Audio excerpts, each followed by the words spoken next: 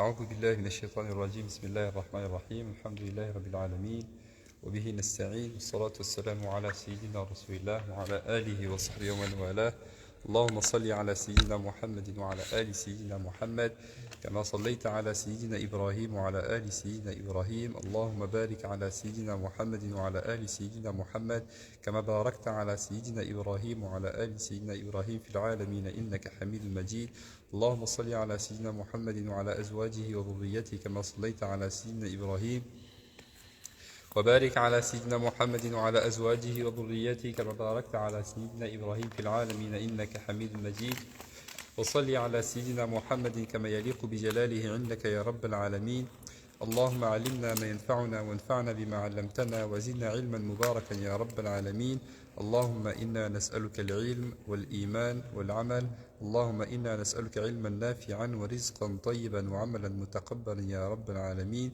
وصلي وسلم وبارك على سيدنا محمد وعلى آله وصحبه أجمعين والحمد لله رب العالمين.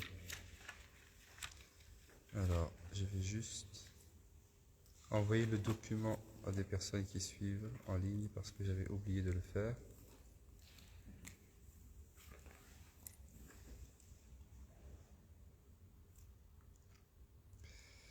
Bismillah. La page 6, si une personne nous lit, Inch'Allah, la page. On est donc à la page 6 du document. Amin, tu nous lis la page 6, s'il te plaît.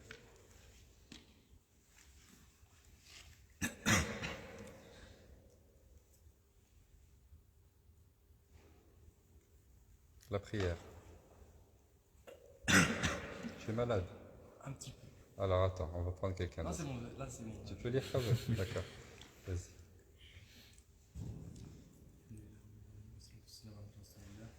Bien fort.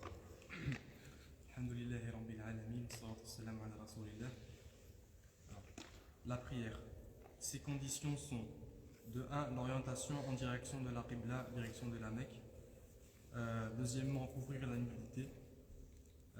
La purification du vêtement, du corps et de l'endroit, et être en état de pureté rituelle.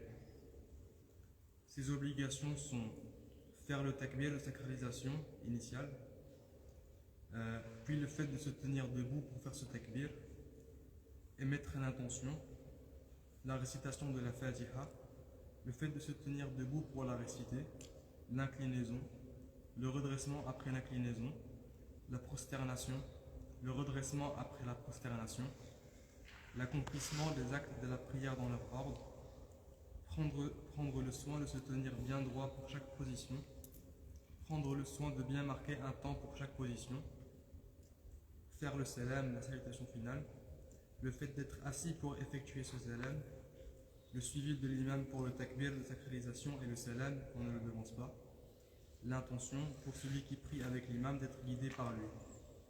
Et il n'est pas obligatoire pour l'imam d'émettre l'intention de diriger la prière, sauf pour le regroupement de prières, celle du vendredi, celle de la crainte et pour le remplacement d'un autre imam qui a dû quitter la prière. La prière n'est pas obligatoire pour celle qui a les menstrues ou les logis, et il ne lui est pas demandé de les rattraper. De même pour la personne qui était inconsciente. Alors, donc, les conditions, on les a déjà vues, je ne reviens pas là-dessus. Il y en a combien? 4 à mémoriser, les 4 conditions. Je vous avais expliqué que conditions, il y a 3 types de conditions. Il y a les conditions de l'obligation. Qu'est-ce que c'est que les conditions de l'obligation, on a dit? Vous vous souvenez? Quels sont les 3 types de conditions qu'on a vues d'abord? Les 3 catégories de conditions qu'on a vues. Condition de l'obligation. Condition de l'obligation. Condition de la validité. Condition de la validité. Et la troisième catégorie, c'était quoi? Condition Oui. de la validité. Alors, il a dit condition de la validité? Non, d'invalidité. D'invalidité, non. Il n'y a pas de condition de la validité. Il y a des éléments qui annulent la prière, mais ce ne sont pas des conditions de la validité. Oui. C'est les conditions de validité et d'obligation. C'est ça. C'est conditions d'obligation et de validité en même temps. Donc on a premièrement les conditions de l'obligation, secondement les conditions de la validité, et troisièmement les conditions des choses qui sont à la fois des conditions de l'obligation et en même temps des conditions de la validité. Les deux. C'est clair? Alors, condition de l'obligation, à quoi est-ce que ça correspond? Qu'est-ce que ça veut dire quoi? Condition d'obligation, qu'est-ce que ça veut dire? Oui. C'est une obligation, c'est possible d'être mukallaf. Oui, mais c'est quoi? Qu'est-ce que c'est que la condition de l'obligation? Oui, C'est une condition qui rend obligatoire l'acte. c'est ça. C'est la condition qui rend obligatoire l'acte. Ça veut dire qu'il est obligatoire de remplir cette condition pour que la prière soit obligatoire pour moi. Si je ne remplis pas cette condition, la prière n'est pas obligatoire pour moi. Exemple, par exemple, être mukallaf. Ok? Être responsable religieusement, ça veut dire être pubère, par exemple, ou être doué de raison. La personne qui n'est pas pubère, est-ce que la prière est obligatoire pour elle? Non. Donc, être pubère, c'est une condition de l'obligation. L'entrée de la prière, pareil. Et ensuite, on a les conditions de la validité. Nous, ici, quand l'auteur écrit la prière, ces conditions, il parle ici des conditions de la validité. Okay, on parle là des conditions de la validité. Donc, on a déjà vu les quatre, hein, l'orientation en direction de la Qibla, je ne reviens pas. Si vous voulez avoir les détails, pour ceux qui n'étaient pas là, vous revenez sur la rediffusion du live des précédents cours. Couvrir la nudité, pareil, on l'a vu, la purification du vêtement, du corps et de l'endroit, être en état de pureté rituelle. Tout ça, on les a vus. Désormais, on avance. Donc, on a des conditions de la validité de la prière, c'est la première chose qu'on étudie. Et ensuite, une fois qu'on maîtrise ces conditions de la validité, on arrive aux obligations. Ces obligations sont... Alors, l'obligation, c'est... bien sûr, c'est ce qui a le plus d'importance dans l'acte. Et la validité de l'acte est aussi rattachée à l'obligation. Ce ne sont pas des conditions de l'obligation. Ce ne sont pas des conditions parce que ça fait partie de l'acte. Donc, c'est une obligation. Et s'il manque une de ces obligations, alors il manque l'acte. Okay? S'il manque ne serait-ce qu'une seule obligation, alors il manque l'acte. C'est clair? S'il manque une de ces choses-là, des 16 choses qui sont mentionnées là, alors il manque l'acte, il faut refaire. Soit rattraper cet acte-là, le faire, soit refaire toute la prière. La première des obligations de la prière, donc vous le voyez, c'est faire le takbir de sacralisation. Le takbir de sacralisation ou bien le takbir initial. Certains l'appellent le takbir initial. En fait, il s'agit du takbir d'entrer dans la prière. Qu'est-ce que ça veut dire takbir? Takbir, c'est le fait de dire Allahu Akbar, très simplement. Takbir, Allahu Akbar. Le tout premier takbir pour entrer dans la prière, le takbir de sacralisation, est une obligation. C'est clair? Et le takbir, il se fait par une seule et unique formule qui est Allahu Akbar. Allahu Akbar. Et on ne peut pas le remplacer par quelque autre formule que ce soit. Je ne vais pas dire Alhamdulillah. Ou bien je ne vais pas dire Dieu est grand. Certains pourraient avoir envie de faire ça. On a en Afrique un monsieur qui prône le fait de prier avec le Coran, mais dans la langue du pays, en Bambara.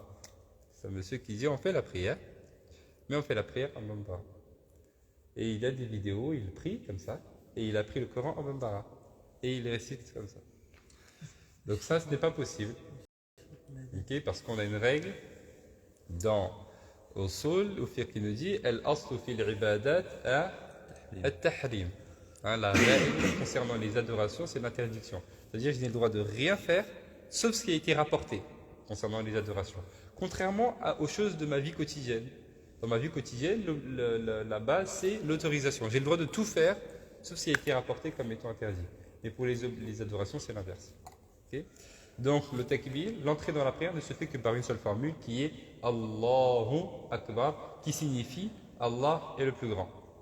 Par cet acte-là, par cette formule-là, la personne entre dans la prière.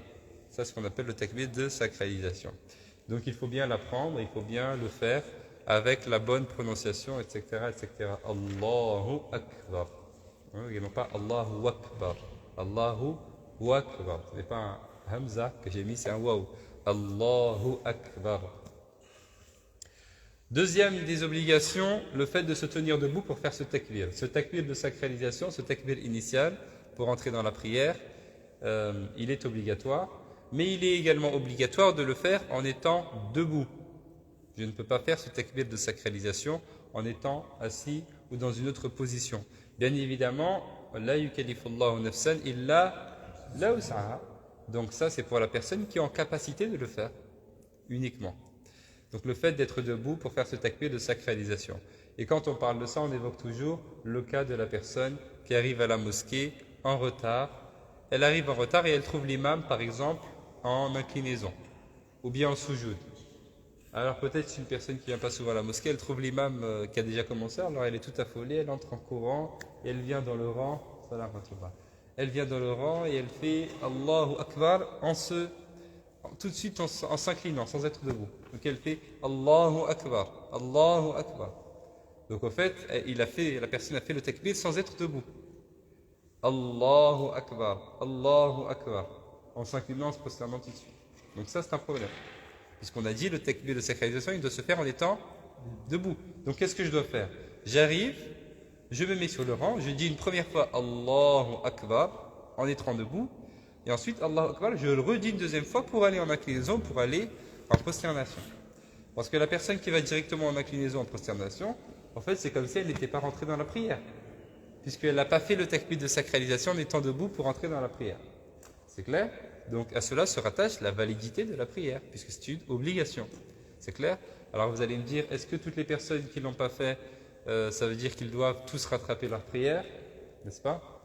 Non. Parce que les savants sont entrés un petit peu dans les détails.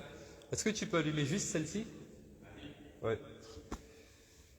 Sont entrés un petit peu dans les détails, ils ont dit on va voir l'intention de la prière, de la personne. Si la personne avait l'intention en faisant ce seul takbir, que ce soit en même temps le takbir de sacralisation et en même temps le takbir pour aller en inclinaison, en prosternation, alors on considère que la prière est valide quand même.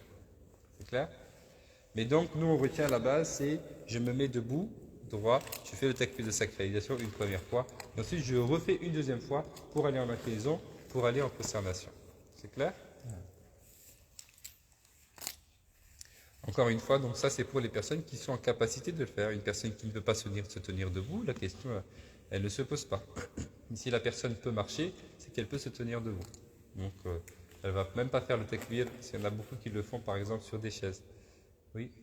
Moi j'ai une question des gestes avec les mains.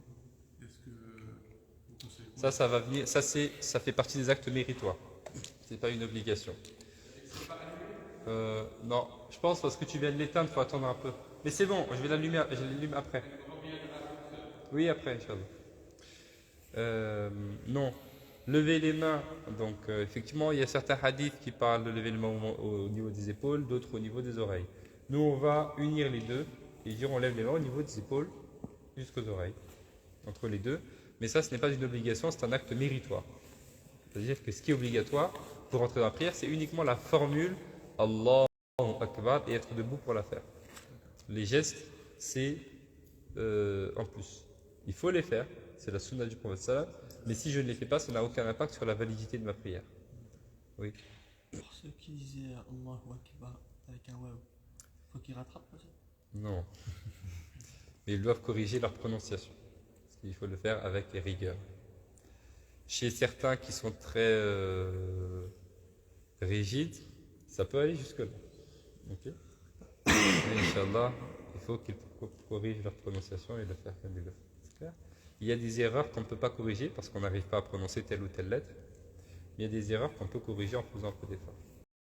Non?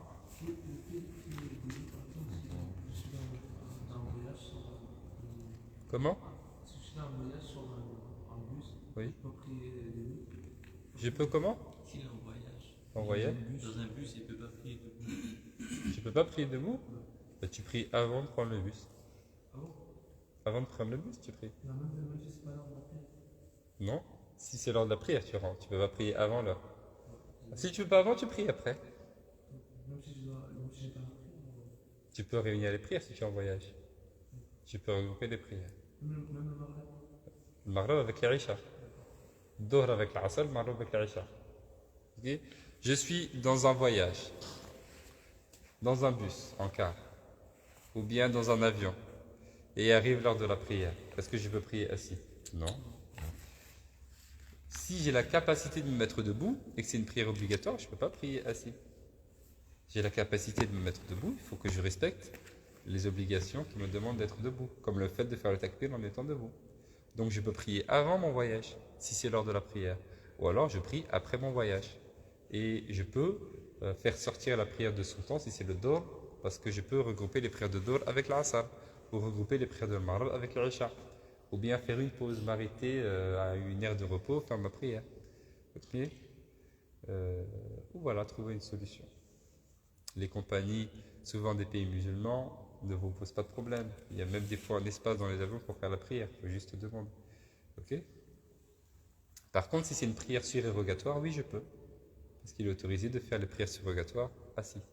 Mais pas les prières obligatoires si j'ai la capacité de me mettre debout. C'est clair? Troisièmement, émettre l'intention. Alors, émettre l'intention, bien sûr, l'intention, c'est toujours d'abord au début des actions. Okay. L'intention va toujours au début des actions. Quelle intention? Est-ce que c'est une prière obligatoire ou est-ce que c'est une prière surérogatoire? Si c'est une prière obligatoire, c'est laquelle? Est-ce que c'est le Dhuhr? Est-ce que c'est l'Asr? Est-ce que c'est le Maghrib ou l'Isha? Est-ce que c'est le Subh? Il faut spécifier. Je spécifie. C'est clair? Attention, dans le rite malikite, l'intention est toujours intérieure. On ne la prononce pas oralement. L'intention, elle ne se prononce pas. Contrairement à d'autres rites qui demandent de la prononcer oralement. Pour nous, dans le rite malikite, l'intention ne se prononce pas, sauf dans une adoration qui est le Hajj. C'est bien, vous avez retenu, Inch'Allah. Bien évidemment, ne soyez pas pris de waswas aussi. Okay, à partir du moment où je me lève pour aller faire mes ablutions parce que je sais que c'est la prière de l'Asr, ben je sais que je vais faire la prière de l'Asr. Ok, j'ai pas besoin de m'arrêter 2 minutes pour dire allez, maintenant là, je vais faire la prière de l'Asr, 4 raka'at, bismillah, bismillah, ok, Allahu Akbar. Non, ça c'est de l'abus. Ça c'est de l'abus. Donc, parce que sinon je vais faire ça dans toutes mes adorations et ça va devenir lourd. Ok. Si j'ai été faire mes ablutions pour faire la prière, si j'ai ma conscience, je sais que c'est la prière de l'Asr. J'ai mon intention. Inch'Allah, elle est présente. C'est clair? Quatrièmement, vous avez la récitation de la Fatiha.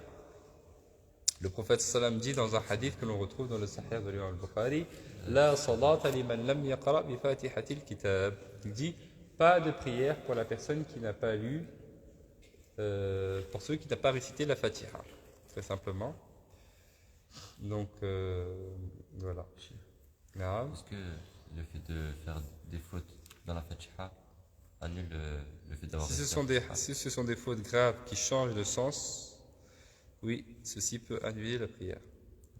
Ce sont des fautes graves qui changent de sens. Ce hadith-là, je me souviens, on l'avait lu quand on faisait la lecture justement de Sahih al-Bukhari. Alors je ne sais plus si c'était dans Rajab, Shaban ou Ramadan, mais l'un des 3 mois, on faisait la lecture de al-Bukhari avec Shardis justement. À Fès. C'était peut-être il y a 4 ou 5 ans, quelque chose comme ça. Et c'est moi qui lisais, parce que c'est les étudiants qui lisent. Moi, c'est moi qui lis beaucoup, mais avec lui, c'est les étudiants qui lisent en arabe. Et je me rappelle, j'étais arrivé sur ce hadith-là.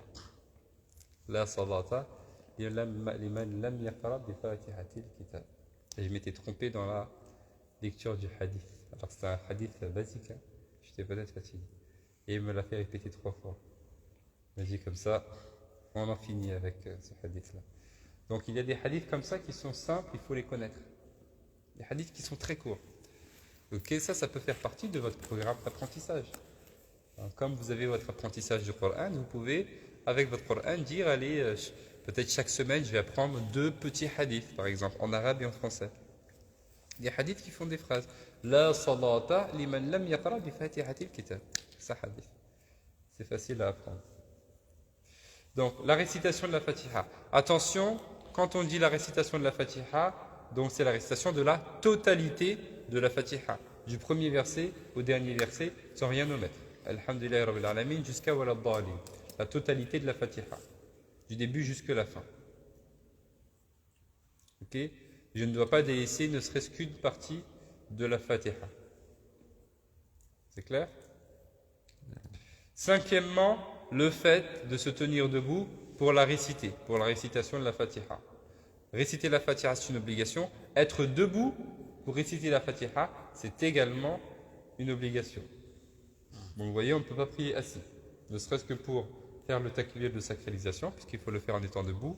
Ne serait-ce que pour réciter la Fatiha, puisqu'il faut être debout pour la faire. Mais s'il y a une personne qui n'est pas en capacité de se tenir debout et que l'autre personne qui prie avec lui, il n'est pas en capacité de réciter la Fatiha, c'est qui va diriger la prière à ce moment-là? Alors, s'il y a une personne qui ne connaît pas la Fatiha et une personne qui n'est pas en capacité de se tenir debout mais qui connaît la Fatiha, la personne qui n'est pas en capacité de se tenir debout mais qui connaît la Fatiha va diriger la prière. Puisque la personne qui ne connaît pas la Fatiha ne peut pas diriger la prière. Vous savez, l'imama a des conditions. Hein? Il y a des conditions de l'imama. On va les voir dans Ibn Ashir. Quand on va passer Ibn Ashir, on va voir les conditions de l'imama. Et parmi les conditions de l'imama, il y en a un certain nombre. Et parmi ces conditions, il y a le fait d'être en capacité d'appliquer les règles de la prière, de mettre en application les règles de la prière, les conditions de la prière, etc. Donc la personne qui n'est pas en capacité de le faire, ne serait-ce que la récitation de la Fatiha, ou bien de faire correctement le rukur ou le sujoud, on ne va pas le mettre comme imam. C'est clair? Voilà. Oui. On les verra plus tard dans le livre. On le verra dans le livre, dans ça? Non. Ah d'accord. Je ne sais plus. C'est une question ou c'est une affirmation? Non, c'est une information. C'est une affirmation, d'accord. Donc on va le voir dans l'Akhdari. Non, pas l'Akhdari, c'est. Ah, dans ça? celui-là. Ah d'accord, parfait, ça va venir. Ah, les conditions de l'imama, c'est dedans? Ok, je me souviens plus. J'ai traduit, mais je ne sais plus. C'est dans la prière en groupe. Ah oui, c'est vrai. La prière en groupe. Très bien. C'est clair pour la récitation de la Fatiha. Donc ça, c'est aussi la première chose, l'une des premières choses que la personne qui se convertit va apprendre. Hein. Une fois qu'elle s'est convertie, elle va prendre les grandes ablutions, puis les petites ablutions, la Fatiha. Parce que c'est une nécessité pour faire la prière. Si elle ne connaît pas la Fatiha, elle peut faire autre chose à la place, comme on l'a déjà vu. L'arabe. الحديث لا صلاة لمن لم يقرأ بفاتحة الكتاب. C'est ça. Oui, c'est ça. L'arabe. C'est bon. Ensuite, donc le fait de se tenir debout pour la réciter, donc réciter la Fatiha. La Fatiha, réciter la Fatiha, c'est une obligation pour la personne qui prie seule.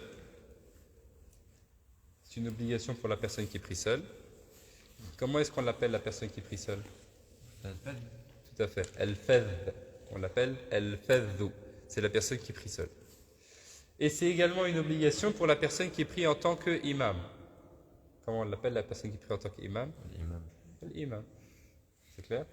Réciter la Fatiha, c'est une obligation pour l'imam et pour la personne qui prie seule. Mais ce n'est pas une obligation pour la personne qui prie derrière l'imam. Comment on l'appelle la personne qui prie derrière l'imam? El-Ma'moum. El-Ma'moum, la personne qui prie derrière l'imam. Hein? Avec un mime à la fin. Oui, avec un mime à la fin. El-Ma'moum. Al-Ma'moum. Ah. Ce n'est pas une obligation pour lui. Pourquoi? Parce qu'il prie derrière l'imam et la responsabilité est sur l'imam. Si l'imam récite la Fatiha, ça suffit. C'est clair? En revanche, il lui est demandé, pour la personne qui prie derrière l'imam, il lui est demandé de réciter la Fatiha dans les prières qui sont faites à voix basse. C'est clair? C'est-à-dire que lorsque l'imam récite à voix haute, comme c'est le cas dans la prière de Subh, ou dans les premières unités de prière de la prière du Maghrib et de l'Isha, la personne ne récite rien, ne récite pas la Fatiha, elle écoute la récitation de l'imam. J'écoute l'imam. Ok? En conformité avec le verset du Coran dans lequel Allah dit وَإِذَا قُرِئَ الْقُرْآنَ فَاسْتَمِعُوا لَهُ وَأَنصِتُوا لَعَلَّكُمْ تُرْحَمُونَ. C'est-à-dire, lorsque le Coran est récité, écoutez attentivement et taisez-vous et observez le silence. Écoutez attentivement et observez le silence. لَعَلَّكُمْ تُرْحَمُونَ. Peut-être bien que par cela on vous fera miséricorde. Donc ça c'est un ordre d'Allah. Quand il y a le Coran, on doit se taire et écouter attentivement. On ne parle pas en même temps, on ne fait pas autre chose en même temps. Donc pareil pour la prière. Quand l'imam récite, j'écoute. Par contre, quand l'imam récite à voix basse, alors il m'est recommandé de réciter la Fatiha. C'est une obligation? Non, ce n'est pas une obligation. Donc la personne qui dit Allahu Akbar et qui fait rien pendant la prière, qui fait que suivre l'imam, sa prière est quand même valide. Mais elle a moins de récompense puisqu'elle n'a pas fait ce qu'il était demandé de faire. D'accord? Mais donc la Fatiha, c'est une obligation pour la personne qui prie seule et pour la personne qui prie en tant qu'imam. Oui? Le Amin, la Fatiha est obligatoire pour le Amoun. Non, il n'est pas obligatoire. C'est une sunna, c'est un acte méritoire. C'est un acte méritoire qui se fait d'ailleurs à voix basse, normalement. Normalement, on devrait entendre Wala dhalin. Comme ça. On ne devrait rien entendre. C'est le contraire. Les murs tremblent. Mais c'est pas grave. C'est quelque chose de léger. Mais c'est ça l'avis majoritaire dans le rite malikite. Normalement, Amin, ça se fait à voix basse chez nous. Si vous allez chez les Turcs, eux, ils le respectent. Dans les mosquées turques, après Wala dhalin, vous n'allez pas entendre de Amin et tue-tête.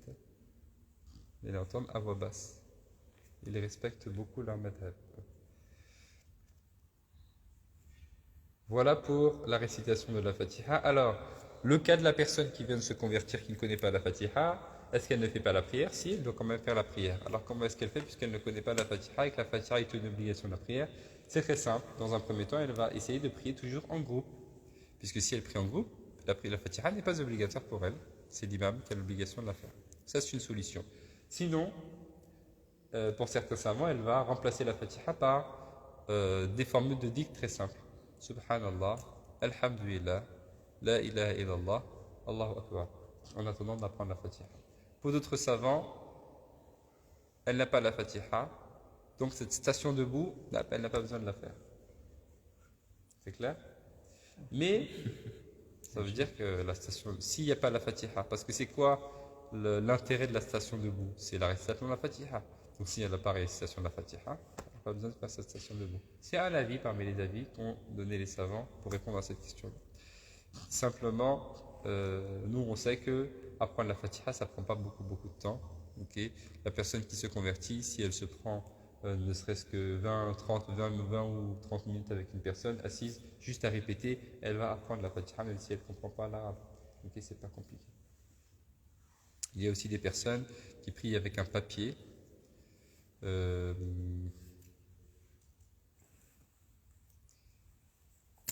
Alors ça, c'est une chose qui est autorisée dans les prières surrogatoires. Vous savez, par exemple, pour les prières de Tarawih, il y a des gens qui prient avec le Mus'haf et qui suivent la récitation avec le Mus'haf. Ça ne pose pas de problème. C'est une prière surrogatoire. Dans la prière obligatoire, c'est à éviter si ce n'est pas nécessaire. Okay, il vaut mieux prendre le temps d'apprendre la Fatiha. Ça ne prend pas beaucoup de temps. Quand on était en primaire, on apprenait des poésies entières. C'est vrai ou pas? On peut prendre la Fatiha. On la répète. Ok, c'est mieux, Inch'Allah.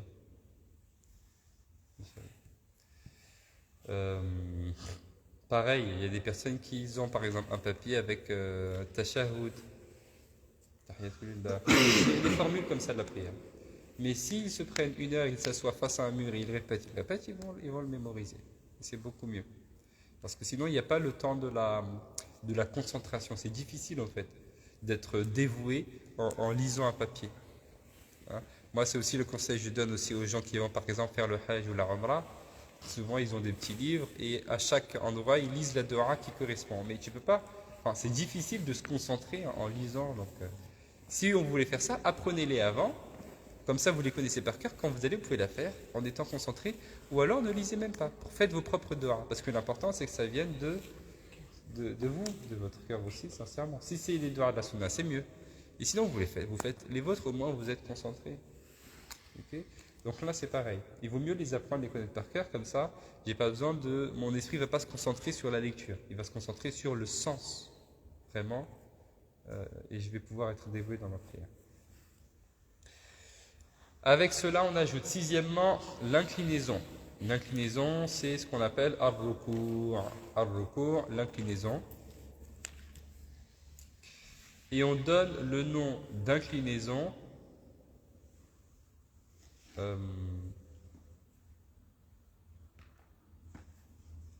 Comment formuler cela? On appelle inclinaison, on donne l'appellation d'inclinaison à la position de l'inclinaison. Non. Dès qu'on n'est pas debout, quoi. Pardon? À peine on fait Oui, ça, c'est ça. À partir du moment où, on n'est pas droit. Un peu courbé. à partir du moment où on commence à se baisser, c'est déjà une inclinaison. Ok? Parce que regarde, je suis debout. La personne, donc l'inclinaison, le recours, c'est ça. Ok? Mais la personne qui est comme ça, comment je l'appelle? C'est une personne elle est inclinée. Qu'elle soit comme ça, elle est inclinée. Et ça aussi, elle est inclinée. Comme ça aussi, elle est inclinée. Comme ça aussi. Donc tout ça, ça fait partie de l'inclinaison.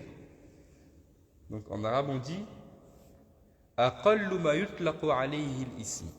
أقل ما يطلق. أقل, c'est quoi? C'est le minimum. يطلق, c'est يطلق, c'est non, c'est le fait de donner un nom, donner une signification. عليه الاسم. Donc c'est le minimum auquel on peut donner l'appellation de l'inclinaison, c'est une inclinaison. C'est clair? Mais l'inclinaison qui m'est demandée, ça c'est l'inclinaison qui existe. C'est même comme ça, c'est aussi une inclinaison. Ok? À partir du moment où mes épaules se rapprochent un tout petit peu de mes genoux, c'est déjà une inclinaison. Mais l'inclinaison qui est demandée, c'est celle pendant laquelle mon dos est droit. Ok?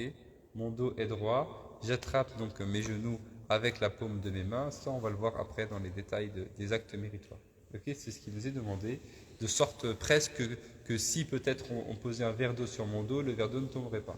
Okay, je suis droit. Pour la personne qui est en capacité de le faire, bien évidemment. Septièmement, le redressement après l'inclinaison. Le redressement après l'inclinaison. Sire, chauffe-eau. Ensuite, septièmement, le redressement après l'inclinaison. Donc le fait de se relever de l'inclinaison également, c'est une obligation. Ok, donc ar-ruku', l'inclinaison c'est une obligation. Et le relevé de l'inclinaison, quand on dit Sami Allahu liman hamida, cette position debout également, c'est une obligation.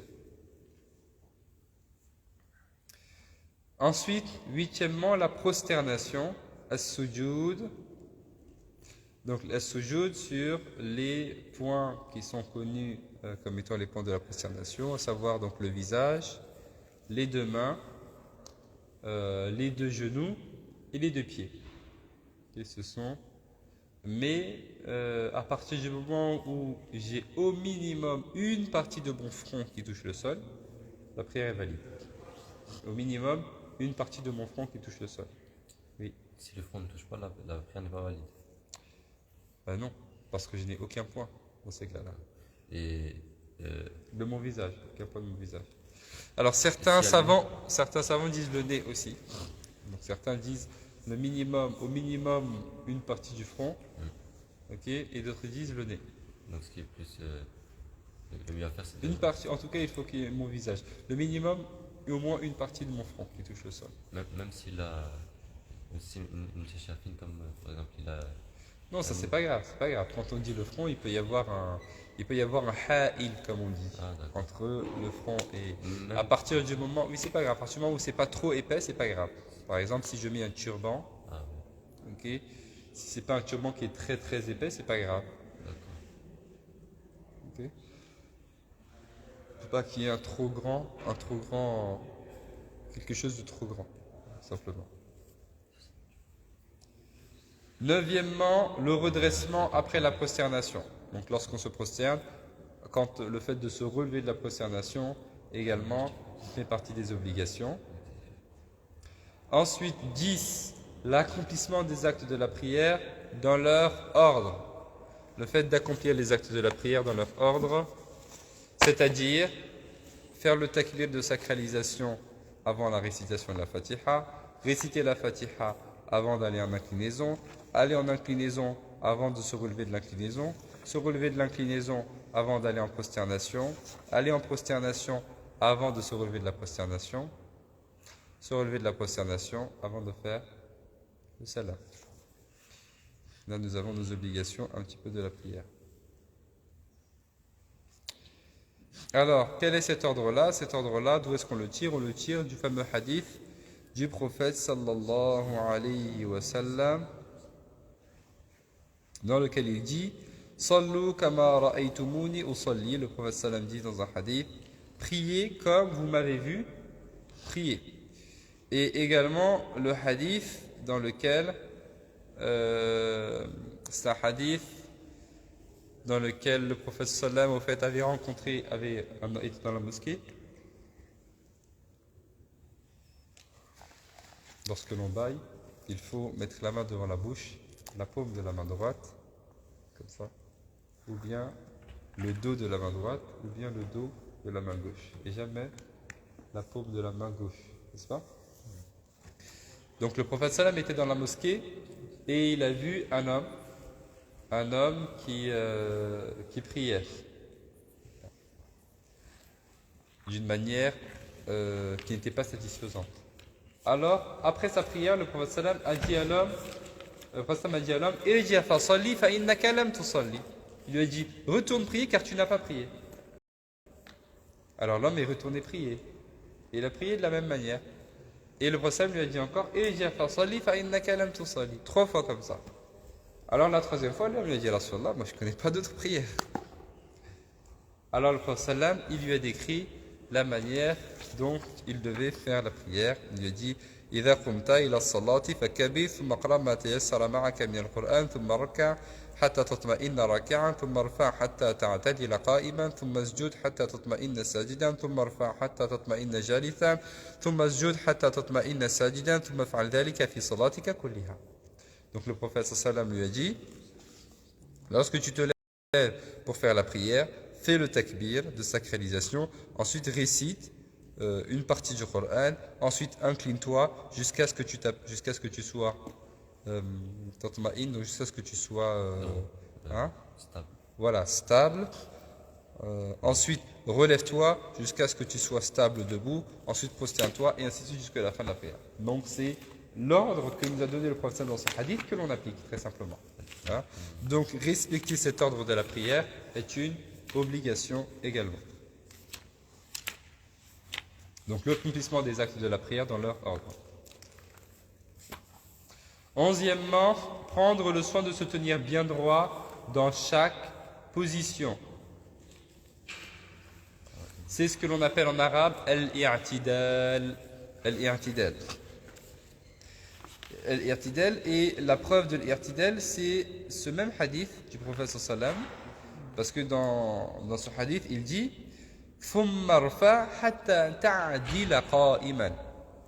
ensuite relève-toi jusqu'à ce que tu te tiennes bien droit, serein, debout. Attention, l'irtidal, donc le fait de se tenir bien droit, c'est une obligation. Ce n'est pas une sunna ou bien un acte méritoire. Donc lorsque je suis debout, je dois être debout bien droit. Okay? Lorsque je viens en inclinaison, j'essaie d'être bien droit. Quand je me relève, je suis bien droit. Hein, dans toutes mes positions. Non. Oui. Encore une fois, pour la personne qui est en capacité de le faire. Oui. Et pour la tête, on fait comment? On doit arriver devant? Non, c'est pareil. Ma tête, je dois rester bien droit. Tout mon corps est droit pendant ma prière. Al-i'tidal. Ça veut dire que je regarde droit devant moi. Ce qui est l'opinion majoritaire dans le rite malikite. Dans le rite malikite, dans la prière, on regarde à l'horizon, droit devant soi. Ni en haut, ni en bas. Parce que si j'ai en bas, j'ai perdu l'irtidal. Je lève en haut, pareil.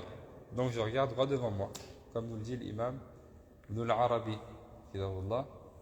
Et la preuve de cela, il s'appuie également sur le verset du Coran.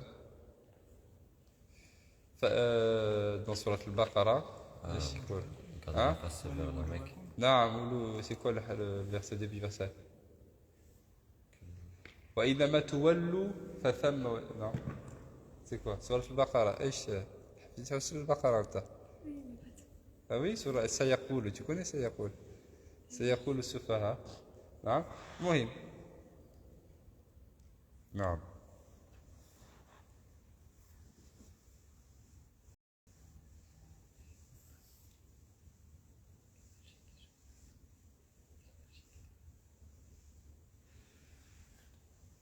Tu vois?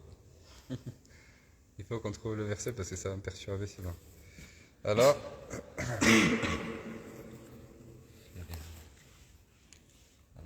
Oui, vous avez compris de toute façon ce que je veux dire. Hein? Regarde, là. Donc, dans les rites malikites, l'avis majoritaire, c'est effectivement que pendant ma prière, je regarde droit devant moi. Il y a aussi d'autres avis qui sont considérés comme des avis prépondérants, notamment un qui dit que je regarde l'endroit où je vais me prosterner. C'est un avis aussi qui existe. Les deux sont des avis qui existent. Mais l'avis majoritaire, c'est celui-ci qui dit je regarde droit devant moi, mais l'autre aussi existe. Donc les deux avis sont des avis forts présents dans le rite malikite. فَوَلِّ وَجْهَكَ شَطْرَ الْمَسْجِدِ الْحَرَامِ فَوَلِّ وَجْهَكَ وَجْهَكَ الْوِجَاهَ c'est la face, ce avec quoi on se présente. شَطْرَ الْمَسْجِدِ الْحَرَامِ en direction de la Kaaba. Donc mon visage est dirigé vers la Kaaba. Et tout mon corps est dirigé vers la Kaaba. Naam. Donc prendre le soin de se tenir bien droit dans chaque position.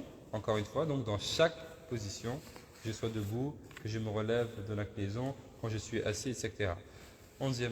12e, prendre le soin de bien marquer un temps pour chaque position. Attention, il ne faut pas confondre les deux. 11e, on a dit le fait de se tenir bien droit dans chaque position. 12e, marquer un temps dans chaque position. Donc là, 12e, c'est ce qu'on appelle al-irtmi'nan. Al-irtmi'nan, c'est le fait de marquer un temps dans chaque position. Ok? Je m'incline, je marque un temps. Je me relève, je marque un temps. Je me prosterne, je marque un temps. Je m'assois, je marque un temps. Dans chaque position. Il y a des personnes qui font la prière très rapidement. Ok?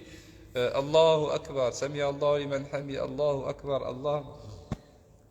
Ils n'ont pas le temps de marquer un temps. Hop, il en manque une obligation de la prière. C'est clair? Donc je prends le temps de marquer un temps. Et c'est notamment la raison pour laquelle les savants nous disent que lorsque l'on est en inclinaison, on doit répéter Subhana Rabbiyal Azim wa bihamdihi combien de fois? 3 fois. Pourquoi 3 fois? Parce que c'est le nombre nécessaire qui nous permet de marquer un temps. Parce que je peux faire Allahu Akbar, Subhana Rabbiyal Azim wa bihamdihi, Sami Allahu liman hamidah. Je me relève tout de suite, j'ai même pas eu le temps de marquer un temps. Alors que si je le répète 3 fois, je sais que je vais marquer un temps. Pareil, ils nous disent, quand je me relève de l'inclinaison, hein, ce qui va me permettre de voir que j'ai marqué un temps et d'arriver à l'irtidal, c'est le fait d'attendre que mon vêtement se stabilise. Okay? Je me suis incliné, je me relève de l'inclinaison, j'attends que mon vêtement se stabilise et ensuite je vais me prosterner. Je marque un temps dans chaque position assise. Un temps minimum. Il n'y a pas de maximum. Okay? Vous connaissez le hadith dans lequel le prophète il a prié avec un compagnon, il a récité tout le Baqara, tout Ali Imran, tout Nisa. Et ensuite il s'est incliné et il a passé le même moment qu'il a passé debout, il l'a passé incliné. Et dans le sujoud pareil. Donc je peux rester debout quand je me relève, par exemple Sami Allahu liman hamida, si je prie tout seul, je reste à répéter Rabbana wa lakal hamd, Allahumma lakal hamd pendant 2 heures. Okay. Et puis en prosternation après. Okay. Prosternation, on sait Subhana Rabbiyal A'la 3 fois. Je peux le répéter plus que ça. Et je peux faire beaucoup de dua et rester longtemps. Et il dit au prophète sallam, aqrabu ma yakunu al-'abdu min rabbi wa huwa sajid. Et le moment où le serviteur est le plus proche de son Seigneur, c'est lorsqu'il est prosterné. Fa'akfilu ad-du'a. Il dit alors, multiplier alors les invocations à ce moment-là. Oui. C'est pendant les prières obligatoires, ça. Non, même les prières obligatoires. Si je prie seul. Parce que si je prie pas seul, je vais faire du mal aux gens. Okay, si je prie en tant qu'imam, par exemple à la mosquée, bon bah il y a derrière moi des gens qui sont malades, des gens qui peut-être sont énergiques au tapis, des gens qui doivent aller faire leurs courses, des gens qui doivent aller chercher leurs enfants à l'école. Donc je ne vais pas rester 2 heures en sujoud. Mais si je prie seul, je peux. C'est clair? Oui. Tu nous avais dit la dernière fois c'était al-Tuma'nina. Et là tu as dit al-Itmi'nan. C'est la même chose. C'est la même chose. C'est la même chose. Et on garde lequel? Tuma'nina, c'est très bien. Tuma'nina, al-Itmi'nan. Oui. C'est avec un temps? Un temps, oui, tout à fait, c'est un temps. At-Tuma'nina. À ne pas confondre avec al-I'tidal. Donc, voilà. Ensuite, nous avons 13e, faire le salam, la salutation finale. faire le salam, la salutation finale, il s'agit de la formule suivante. Assalamu alaykum. Bas. Il s'agit de la formule Assalamu alaykum.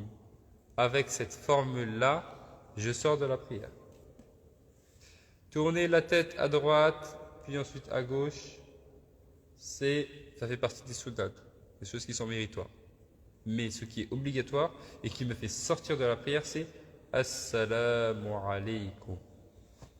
Clé. On ne se contente pas de ça, on fait tout ce qu'il faut. Donc on tourne la tête à droite et tout.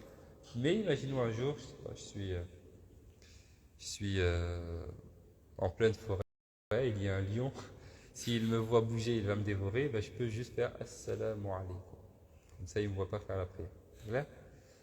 Pour vous donner un exemple d'un cas de nécessité qui fait qu'on peut délaisser un acte méritoire parce que c'est une extrême nécessité. Mais il ne faut jamais le faire, sauf quand c'est une extrême nécessité. On ne peut pas faire autrement.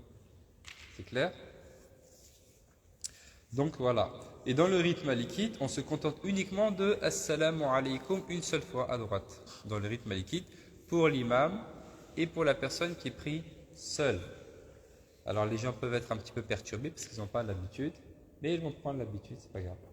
Dans le rite malikite, Assalamu alaykum. Ok. Et comme le takbir de sacralisation, il ne peut pas se faire avec une autre formule, également le salam de la fin, il ne peut pas se faire avec une autre formule. Je ne veux pas sortir de la prière avec une autre formule.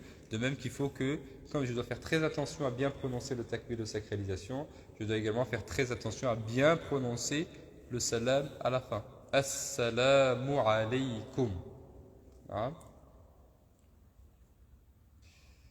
Ensuite, 14e, nous avons le fait d'être assis pour effectuer ce salam. Donc, le fait d'être assis pour faire ce salam-là, la position assise au moment du salam est une obligation. Okay.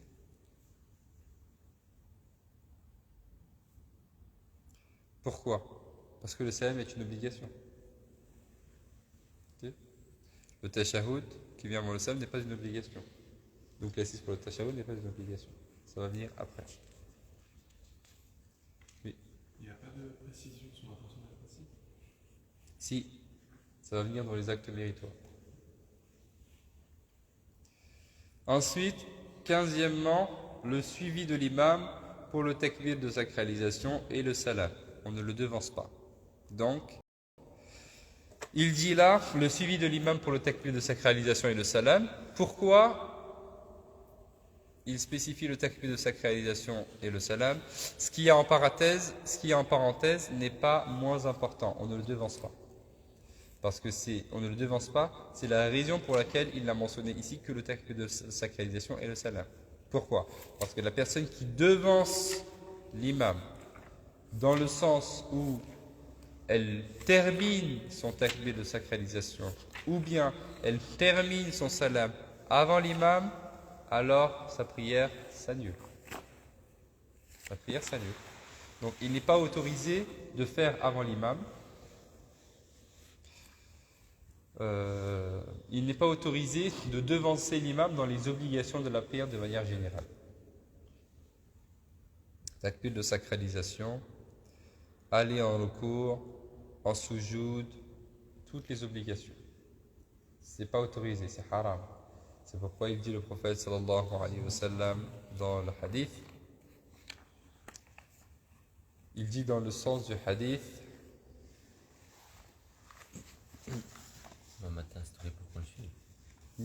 C'est ce hadith-là. Pardon? C'est l'imam a été instauré pour qu'on le suive. Oui, il y a celui-ci, il y en a également un autre.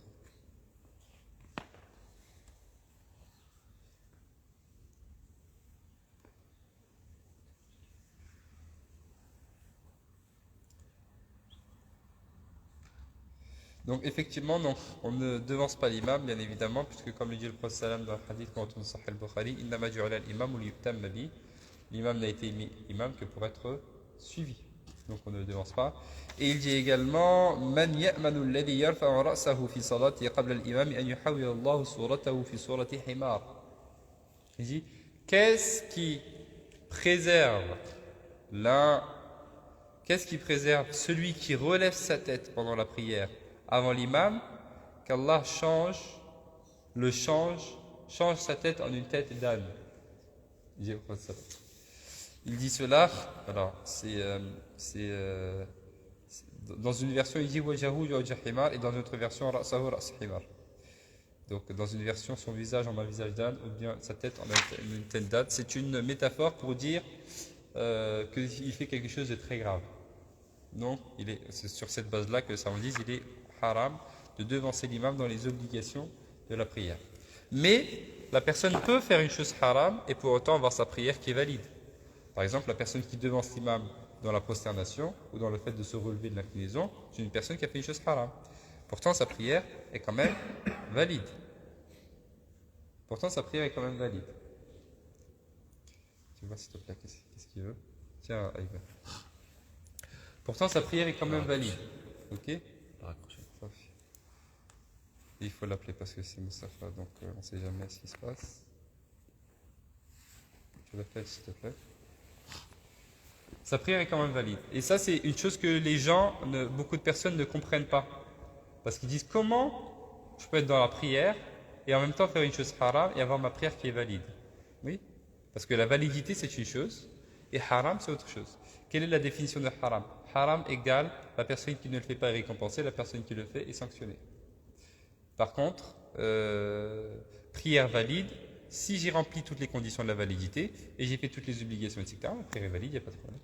C'est clair? Donc il faut bien faire la distinction entre les deux. Oui. Et dans la récitation d'Al-Fatiha, si on devance, ça arrive des fois devant sa demande, est-ce que c'est compté dans le haram? Non, parce que ce n'est pas une obligation. Réciter la Fatiha pour la personne qui prie derrière, ce n'est pas une obligation.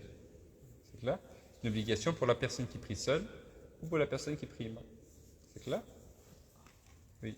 En fait, par exemple, dans les prières où il y a des unités où on prie à voix basse, par exemple, Do, Las, est-ce que le ma'moum, est-ce que c'est obligatoire pour le ma'moum de réciter à voix basse? Non, c'est pas une obligation. C'est mandoub. C'est recommandé. C'est recommandé pour lui de le faire. C'est pas une obligation. Je veux dire, il peut rester silencieux. Pendant toute la prière. C'est pas la meilleure chose à faire parce qu'il est recommandé de réciter. Et s'il le fait, il n'y a aucun impact sur la validité de sa prière. Clair? Ah. Donc, pour récapituler, il n'est pas autorisé de devancer l'imam dans les obligations de la prière. En revanche, si on le devance dans le takbir de sacralisation et le salam, devancer de manière à ce que l'on termine le takbir al-ihram ou le salam avant lui, alors la prière c'est mieux.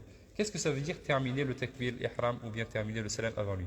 Ça veut dire que Allahu Jariva Akbar avant l'imam. Ok, donc il y a plusieurs cas de figure. Parce que je peux commencer après l'imam, mais finir avant l'imam. Si l'imam dit Allahu Akbar, et moi je dis Allahu Akbar, je commence après lui, mais je finis avant lui parce que je l'ai fait plus court. Ok? Un autre cas de figure, je peux commencer après l'imam et finir après l'imam, donc ça c'est ce qui est demandé, il n'y a pas de problème. Je peux commencer avant l'imam, mais finir avant l'imam. Et je peux commencer avant l'imam et finir après l'imam. Oui. Ce qui n'est pas autorisé, c'est de finir après l'imam. Tu as besoin de toutes les ardoises là qu'on utilise. Tout de suite? Ouais, à l'impasse du Méladi. Qui c'est qui va les amener? Méladi, c'est Abdelrahman, mais il est pas là. Banal. Je l'aurais dit le allez. Je sais pas, voilà. Sors-les. Sans-les, tu les poses là. Au Naït Abdelrahman. Chouf, Aït Abdelrahman. Tu l'appelles Abdelrahman? Non, je peux pas appeler. Tu l'appelles? Yalla. Parce qu'il y a en même temps une daura à l'impasse du Mai. D'accord. Est-ce que vous avez compris Donc il y a plusieurs cas de figure. Le cas de figure qui annule ma prière, c'est uniquement le cas dans lequel je finis après l'imam. Je finis avant l'imam. Ça annule ma prière. C'est clair? Oui. Chez les Hanafites, c'est pareil. Je ne sais pas. Je ne maîtrise pas le rite hanafique. Je maîtrise quelques questions dessus, mais je ne suis pas en capacité de l'enseigner. Mais je pense pas que c'est la même chose. Au contraire, parce que eux, par exemple, si vous allez dans les mosquées turques, vous allez voir qu'ils font voilà, ils font le salam en même temps que l'imam. Donc je pense que ça doit être une recommandation dans la rite. Donc c'est vrai pour le takbir, c'est vrai pour le salam. On attend que l'imam finisse et on fait après l'imam. On ne fait pas en même temps que l'imam, mais on fait toujours après l'imam. Oui, Par exemple, si on commence avant l'imam le salam ou takbir, est-ce que c'est valide? oui c'est valide. Si je finis après lui, c'est valide. Si je finis après lui, c'est valide. C'est clair? Je n'ai pas devancé dessus. Voilà pour le 15. Et ensuite, 16e, l'intention pour celui qui prie avec l'imam d'être guidé par lui. Donc, mettre l'intention d'être guidé par l'imam, c'est niyatou al-ma'moum. L'intention donc d'être suivi par l'imam, très simplement. Il n'y en a que deux. Celui-là nous a que de une. Hein? Il n'y a que de une. Une seule? Il n'y en a pas une grande, il y en a des grands. D'accord. Et c'est ce numéro. Abdurrahman.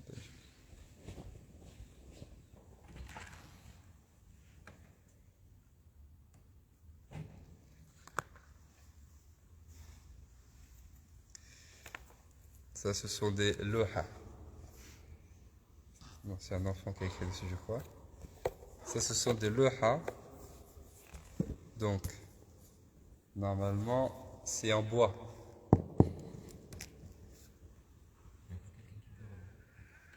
Aussi, monsieur, Allah yataqabbal. Allah a écrit chacun ce qu'il va avoir de la science. Celui qui dit Allah ne l'a pas écrit. Il n'y en a pas des grands? Là, je pense qu'elle est là-bas. Donc ça, c'est en bois, normalement. Et les étudiants du Coran écrivent avec des plumes, Qalam. le qalam et de l'encre. Smart. Ils plantent dans l'encre et puis ils écrivent en bois. Ensuite, ils vont le poser chez, on l'appelle al-rashi, c'est celui qui corrige le loha, plaquette, de tête. Il corrige et il met les arrêts, le wuquf, et il corrige. Ensuite, il lit avec l'étudiant. Et quand c'est sec, l'étudiant va le prendre, il va prendre sa loha pendant toute la journée. Maintenant, ils ont fait des ardoises pour que ce soit plus facile. Au fond. Voilà. Et c'est une bonne méthode pour mémoriser le Coran. Non seulement mémoriser le texte, mais aussi mémoriser l'écriture.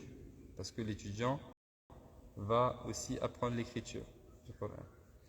Comment ça s'écrit? Parce qu'il y a des mots qui se prononcent de la même manière dans telle et telle sourate, mais qui s'écrivent de manière différente. Subhanallah.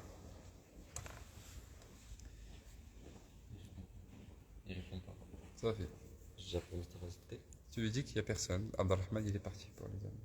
Donc ça, subhanallah, je les avais un frère qui était dans une madrasa, il avait demandé si on en voulait. Moi, j'avais une en bois, j'avais deux en bois. Et j'ai dit, vas-y, prends-en moi 4 ou 5, peut-être un jour, ils serviront. Je sais pas. J'ai dit, je les amène en France, peut-être pour mes frères. Et voilà, c'est Strasbourg c'est les jeunes à Strasbourg qui les utilisent. Est-ce que c'est bon pour les obligations? On a vu les 16 obligations de la prière. C'est clair? Donc la personne qui prie derrière l'imam met l'intention de prier derrière l'imam. C'est pourquoi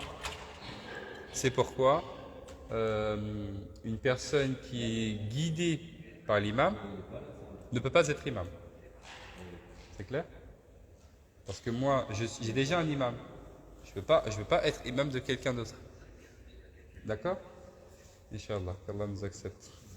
Donc voilà, nous avons 16 obligations de la prière. Est-ce qu'il y a des questions sur ces 16 obligations? C'est clair? Tout est clair? Attention, je rappelle que s'il manque une de ces obligations-là, alors il manque la prière. S'il manque une de ces obligations, il manque la prière. Et il va falloir, qu'est-ce que je vais devoir faire? Si je me rends compte qu'il me manque une de ces obligations-là. Alors, ça dépend, pas forcément. C'est pour le cours de Cheikh Mourad, en fait, il a besoin d'écrire. Oui, mais il n'y a personne qui peut l'amener. Il n'y a personne qui a de voiture ici. Si moi je peux l'amener, mais T'as une voiture? Voilà, je suis en voiture là. T'as une voiture? Ouais. Sûr? Je prends les deux? Sûr? Mais il faut les passer. Ouais, je vais le passer là-bas. طيب. Ces obligations-là, il y a deux cas de figure.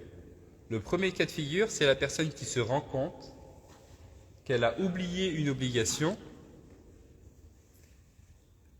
alors qu'elle est toujours dans la raka'at concernée. Elle est toujours dans l'unité de prière concernée. Ça veut dire qu'elle n'a pas encore été dans une nouvelle unité de prière. On est dans une nouvelle unité de prière à partir du moment où on se relève du recours, on se relève de l'inclinaison. Ce n'est pas encore le cas, je suis toujours dans l'unité de prière et je me rappelle que j'ai oublié une obligation. Je dois faire l'obligation tout de suite, au moment où je me rappelle. Ok? Exemple, j'ai fait... qu'est-ce que je peux avoir oublié? Par exemple, la Fatiha, ou bien le relevé du recours. Par exemple, j'ai fait la Fatiha, j'étais en recours. Après du recours, j'étais en sujoud tout de suite. J'ai oublié de me relever du recours.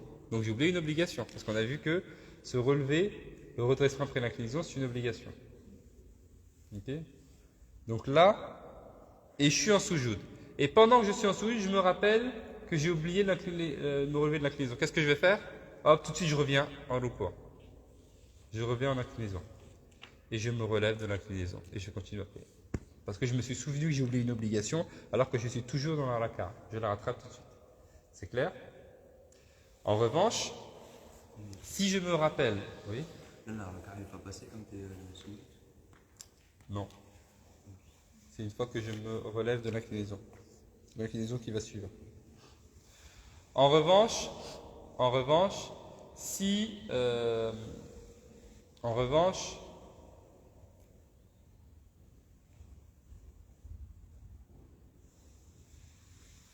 Non. En revanche, si je me rappelle que j'ai oublié une chose obligatoire, mais que je ne suis plus dans l'unité de prière concernée, qu'est-ce que je vais faire? Je vais considérer que l'unité de prière dans laquelle j'ai oublié une obligation s'annule.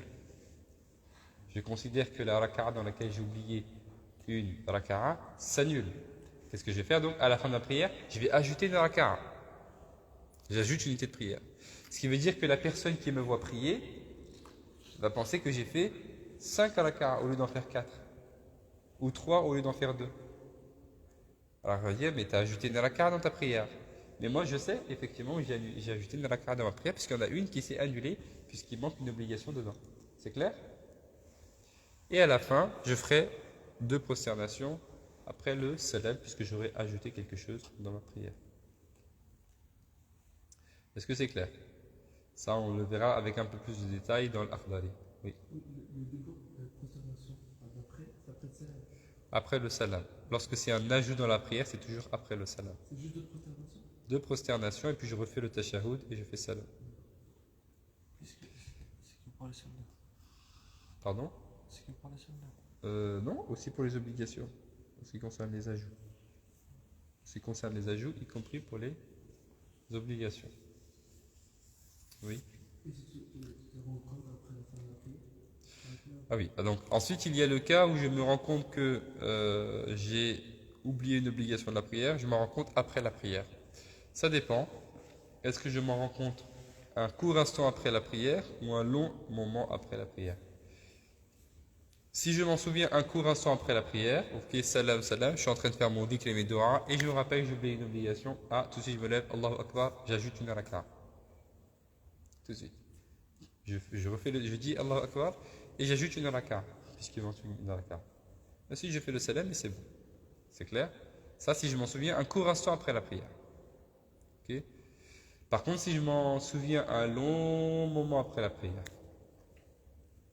ok, j'ai fait ma prière, j'ai fait mes doigts, je me suis allongé par terre, j'ai bu mon thé, j'ai mangé plein de choses, et je me souviens que j'ai oublié quelque chose, là il faut refaire la prière. Ok, il faut refaire la totalité de la prière.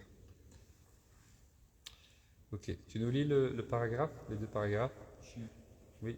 Si, par exemple, tu devras aller en repos, une prosternation, et tu fais une fois, tu oublies de faire la deuxième fois. Alors. Et là, c'est des actes obligatoires. Tout à fait. Alors, la prosternation, c'est le sujoud, c'est pas le ruku'. Le ruku', c'est l'inclinaison. Alors, le sujoud, c'est une obligation. Donc, si j'oublie un des sujouds, j'ai oublié une chose obligatoire. Donc, si je m'en souviens, il faut le faire. Il faut le refaire. Et si je m'en souviens, si je ne le refais pas, il faudra ajouter une raka'a à la prière. Et si je m'en souviens après la prière, il faudra refaire la prière. C'est clair? C'est le cas pour toutes les obligations de la prière. Bismillah. Et il n'est pas obligatoire pour l'imam d'émettre l'intention de diriger la prière, sauf pour le regroupement de prières, celle du vendredi, celle de la crainte et pour le remplacement d'un autre imam qui a dû quitter la prière. Donc là, nous on a vu que le 16e point, c'était le fait que la personne qui prie derrière l'imam doit émettre l'intention d'être guidée par lui. En revanche, l'imam, lui, est-ce qu'il a également l'obligation d'émettre l'intention de guider les gens ou pas?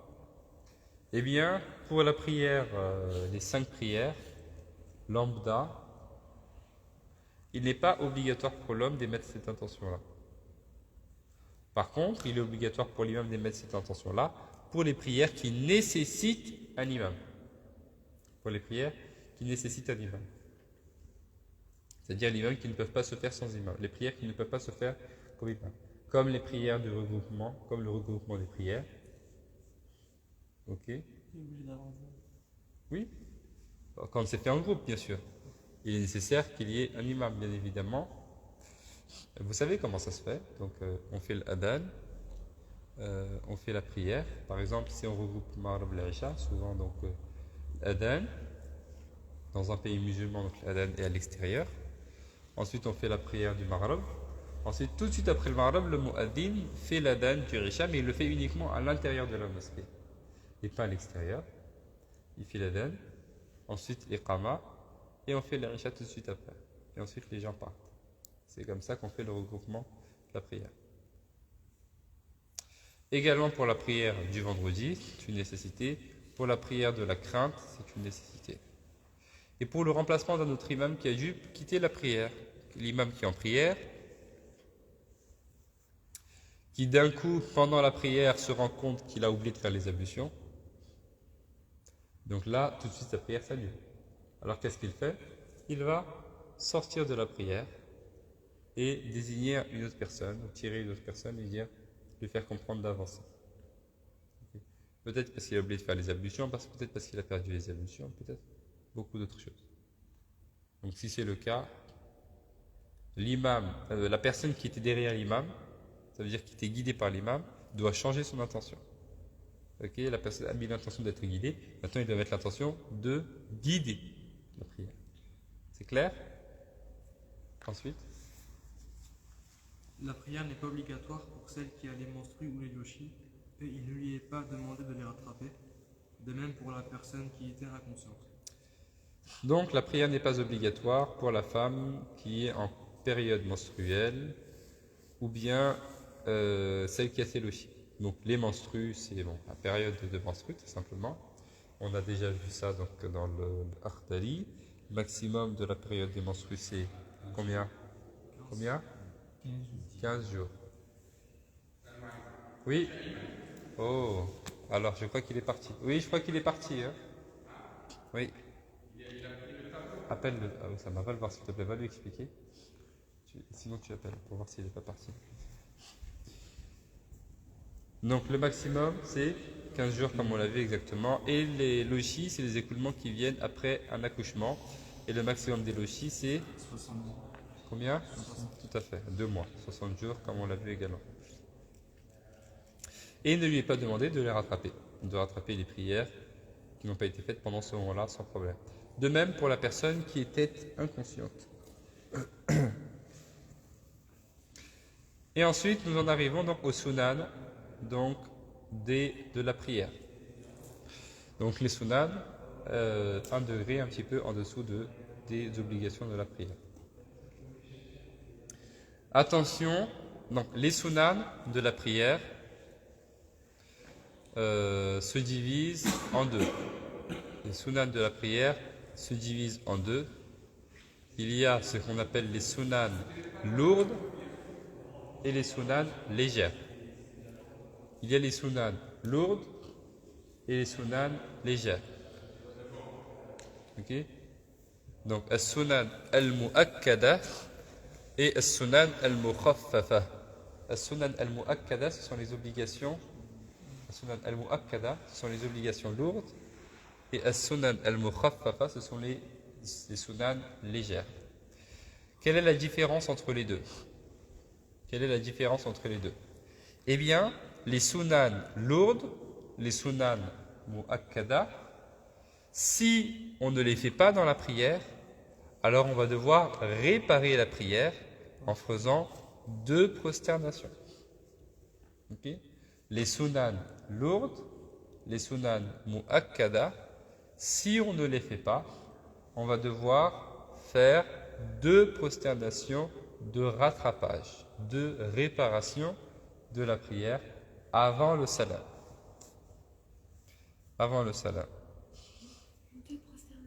2 prosternations.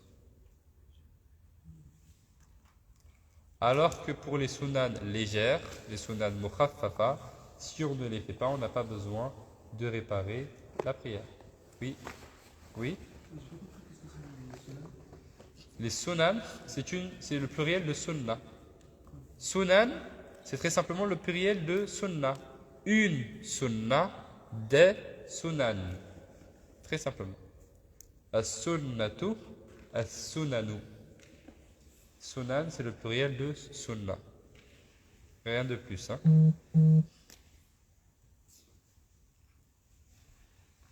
C'est clair?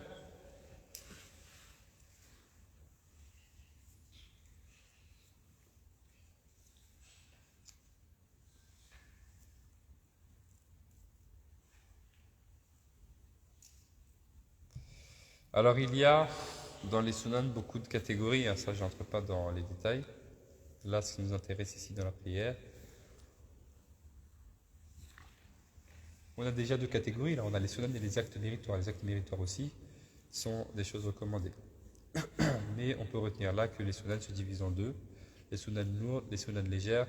Les sunan lourdes, on les répare si on les a oubliés en faisant 2 prosternations. Donc vous voyez, les 2 prosternations de réparation, ce n'est pas pour tous les actes de la prière. Pour les obligations, je ne fais pas de prosternation de réparation. Les obligations, il faut absolument les faire. Si je ne l'ai pas fait, je la refais. Sinon, je refais ma rakaat. Sinon, je refais ma prière. Parce que c'est une obligation. Par contre, les sunan, si ce sont des sunan lourdes, effectivement, je peux faire 2 prosternations de réparation. C'est clair? Non, oui.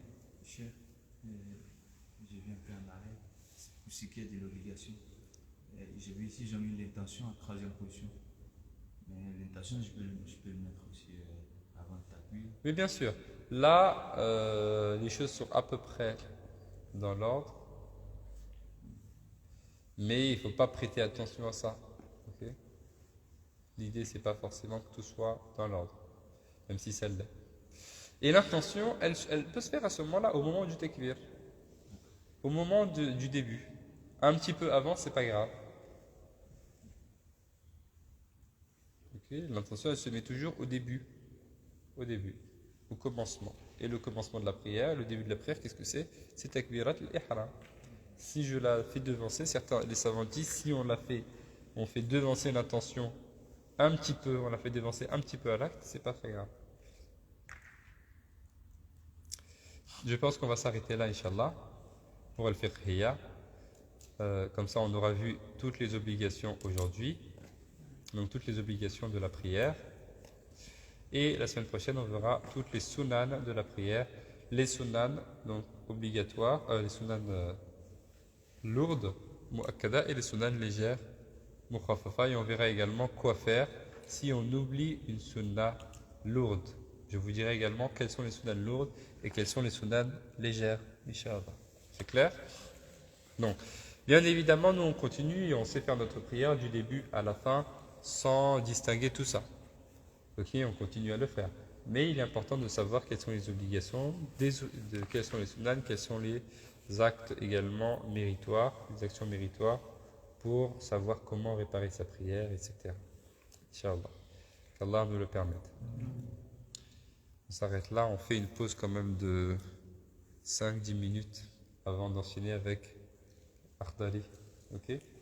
سبحانك اللهم وبحمدك نشهد أن لا إله إلا أنت نستغفرك ونتوب إليك اللهم صل وسلم وبارك على سيدنا محمد وعلى آله وصحبه أجمعين اللهم تقبل منا إنك أنت السميع العليم وتب علينا إنك أنت التواب الرحيم اغفر لنا ذنوبنا وارحمنا وتب علينا توبة نصوحا وطهر قلوبنا واشف صدورنا ونور قلوبنا يا رب العالمين اللهم إنك عفو تحب العفو فاعف عنا اللهم إنك عفو تحب العفو فاعف عنا اللهم إنك عفو كريم تحب العفو فاعف عنا وصلي وسلم وبارك على سيدنا محمد وعلى آله وصحبه أجمعين سبحان ربك رب العزة عما يصفون وسلام على المرسلين والحمد لله. Je vais pas regarder s'il y a des questions ici.